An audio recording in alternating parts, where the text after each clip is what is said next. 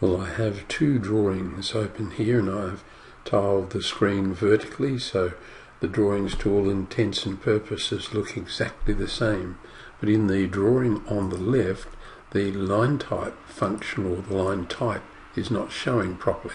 It should be fence line 2 with a line type scale, and if I come to the drawing on the right, it's also fence line 2 with a scale of 15.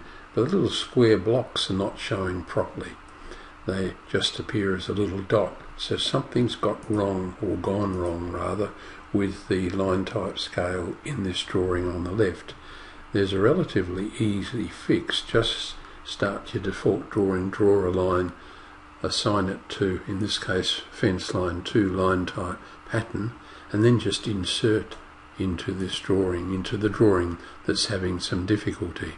So I'm going to retain the block. I'm going to add from another file one called fence line 2 and do that, and hopefully we'll be able to insert it into this drawing, and I pop it down and there it is.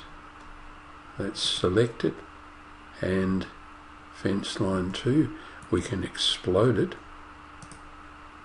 and still, even though it says fence line 2, the little squares do not show.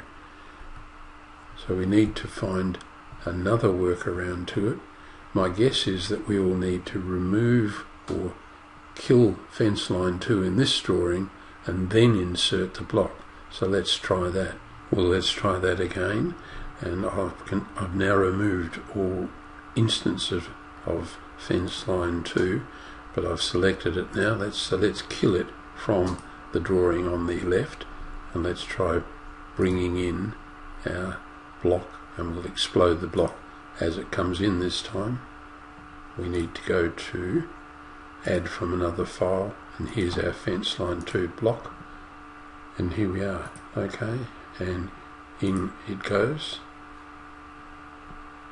We remember we made these continuous, and now we have to set them back to line type of fence line 2 and unselect all, and we're done.